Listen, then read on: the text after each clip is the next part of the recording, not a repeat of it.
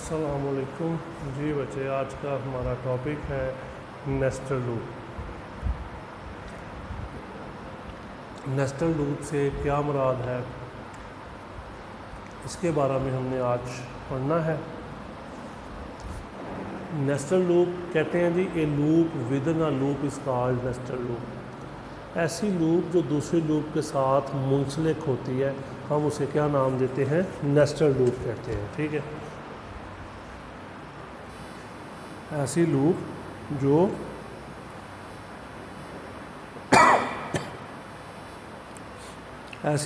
दूसरे लूप के साथ मुंसलिक हो, loop within a loop is called nested loop. ठीक है, इसमें इस तरह होता है कि एक होती है इनर लूप और एक होती है आउटर लूप।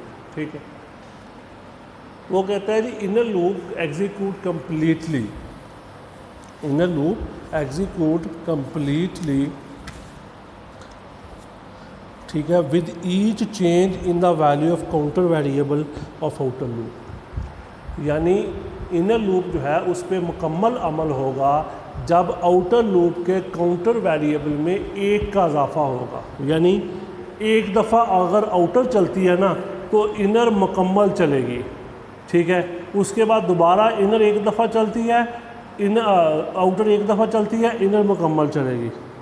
कहने का मकसद ये है, सिंटैक्स में देखें ज़रा, फॉर इनिशियलाइजेशन कंडीशन इंक्रीमेंट, दोबारा फिर शुरू किया, for initialization condition increment decrement, फिर स्टेटमेंट है। जो पहली है ना लाइन, इसको कहते हैं आउटर लूप। जो नीचे वाला हिस्सा है ये है इनर लूप। आउटर लूप के, ठीक है, एक दफ़ा चलने से, काउंटर वेरिएबल के एक दफ़ा चलने से जो इनर होगी उसमें जितनी दफ़ा वो चलेगी वो सारा मुकम्मल अमल होने के बाद दोबारा वापस आप आउटर लूप पे चले जाएंगे। ठीक है, इसको कहते हैं नेस्टेड लूप। ठीक है, nesting can be done up to any level, कहीं भी कर सकते हैं, किसी भी जगह पे आप नेस्टिंग कर सकते हैं, यानी उससे आगे एक और कंडीशन शुरू कर सकते हैं। Increase in level of nesting increase completely of nested loop. A loop can be used as inner loop of another loop. For example, while loop can be used outer loop and for loop can be. यानी वो कहने का मकसद ये है कि आप while को इनर के तौर पे इस्तेमाल कर सकते हैं और for को आउटर के तौर पे इस्तेमाल कर सकते हैं। यानी आपके ऊपर कोई पाबंदी नहीं है। यानी मतलब क्या हुआ कि नेस्टेड लूप जो है कि एक लूप के साथ एक और लूप आ जाए तो हम उसे क्या कहते हैं, नेस्टेड लूप कहते हैं। ठीक है, इसमें ये होगा कि जो इनर लूप है वो मुकम्मल अमल करेगी आउटर के एक दफ़ा, ठीक है, अमल होने से। आउटर पे एक दफ़ा अमल होगा और इनर पे मुकम्मल अमल होगा। हम इसको क्या नाम देते हैं जी, नेस्टेड लूप कहते हैं। ठीक है, ये कम्प्लेक्स है, यानी जब आप नेस्टिंग इसमें करते जाएंगे तो ये आहिस्ता आहिस्ता कम्प्लेक्स होती जाएगी, इसलिए इसको ऑपरेट करना मुश्किल होता है। ठीक है, इस्तेमाल तो किया जाता है लेकिन फिर भी ये मुश्किल काम है, तो इस वजह से इसको कम प्रेफर करते हैं नेस्टेड लूप को। ठीक है, इसमें कम काम किया जाता है, इसकी जगह पे बाकियों को इस्तेमाल कर लिया जाता है। ठीक है, नेस्टेड लूप। इसके बाद अगला हमारा टॉपिक है जी गो टू स्टेटमेंट है, कंटिन्यू है, ब्रेक है। इन तीनों के बारे में हम पढ़ते हैं जी। सबसे पहले गो टू क्या है जी, गो टू का मीनिंग क्या होता है, जाना। ठीक है, तो मतलब क्या होगा कि ये स्टेटमेंट ऐसी होगी जो कि इस्तेमाल होगी, ठीक है, ट्रांसफ़र करने के लिए, ठीक है, कंट्रोल को। Continue statement go to statement क्या करेगी, अनकंडीशनल, ठीक है, ट्रांसफ़र करेगी कंट्रोल को। Go to statement is use to perform an unconditional transfer of control to a named label. ये चीज़ याद रखनी है कि वो ट्रांसफ़र कहाँ करेगी, नेम्ड लेबल, एक लेबल होगा जिसको नाम दिया जाएगा, वहाँ पे ट्रांसफ़र कर देगी। Go to statement is use to perform unconditional transfer of control to a named label. ठीक है, label is meaningful only to go to statement. ठीक है, यानी लेबल जो है वो सिर्फ मीनिंगफुल है किसके लिए, गो टू स्टेटमेंट के लिए। ठीक है, तो इसके सिंटैक्स में देखें गो टू लेबल और नीचे देखें लेबल लिखा है, उसने आगे लिखा है statement.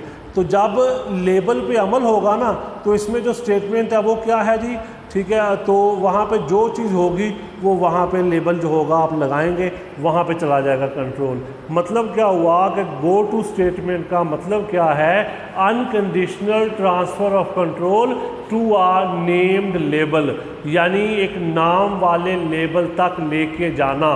Label is meaningful only to go to statement. ये मीनिंगफुल है किसके लिए, गो टू स्टेटमेंट के लिए, ठीक है।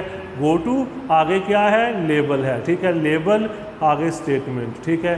गो टू स्टेटमेंट कहते हैं जी इसको।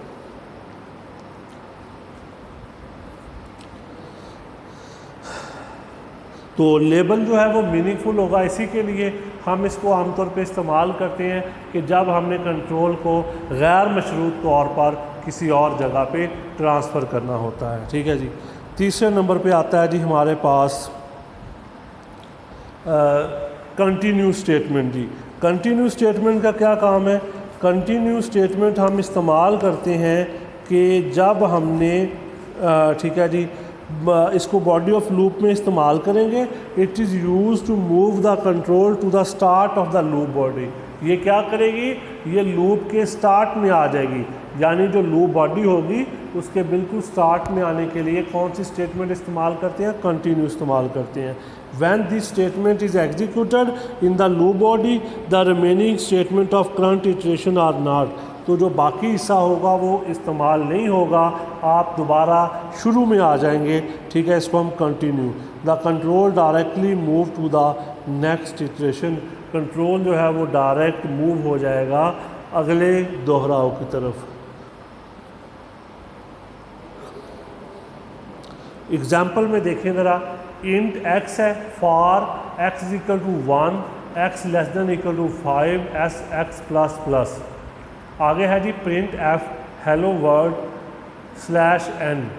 आगे कंटिन्यू है, ठीक है। फिर उसके बाद print f knowledge is power, ठीक है। तो आप इसमें देखें जी इंट x फॉर, फिर नीचे देखें प्रिंट f के हेलो वर्ल्ड के बाद आ रहा है continue.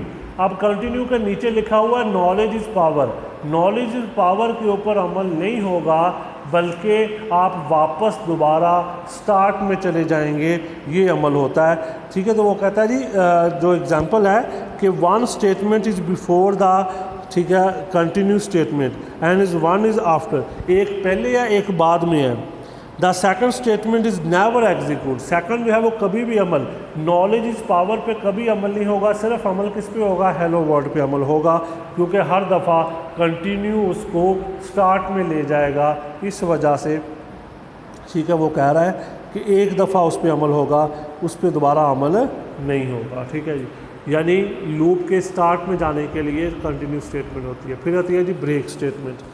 Break statement is used in the body of the loop to exit from the loop. Loop से बाहर निकलने के लिए इस्तेमाल करते हैं, यानी लूप चल रही है उससे बाहर आपने निकलना है तो आपने कौन सी स्टेटमेंट यूज़ करनी है, ब्रेक स्टेटमेंट, ठीक है। तो when this statement is executed in the loop body the remaining iteration of loop are skip. यानी जब इस पे अमल होता है तो बाकी सारी लूप्स जो हैं वो स्किप हो जाती हैं। The control directly move outside the body and the statement that comes after the body is execute, ठीक है। जो उसके बाद आती हैं वो ख़त्म हो जाती हैं, पहले पे अमल हो जाता है, ठीक है। मसलन जी एग्जांपल दिया है उसने, ठीक है। तो इंट x फॉर, आगे print f questioning, break, print f gateway to knowledge, print f bye.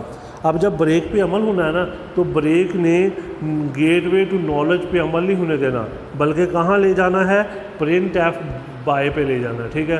तो इस तरह यानी कि मतलब जो लूप चल रही है उससे बाहर निकलने के लिए हम कौन सी स्टेटमेंट यूज़ करेंगे, ठीक है, ब्रेक स्टेटमेंट यूज़ करेंगे। ये बाकियों को स्किप कर देता है, ठीक है, और इस पे अमल हो जाता है, ठीक है। यानी ब्रेक स्टेटमेंट जो है रिमेनिंग इटरेशन जो होंगे वो सारे स्किप हो जाएंगे, जिस पे अमल हो रहा है, ठीक है, वो वहाँ से नेक्स्ट लूप से बाहर आ जाएगा।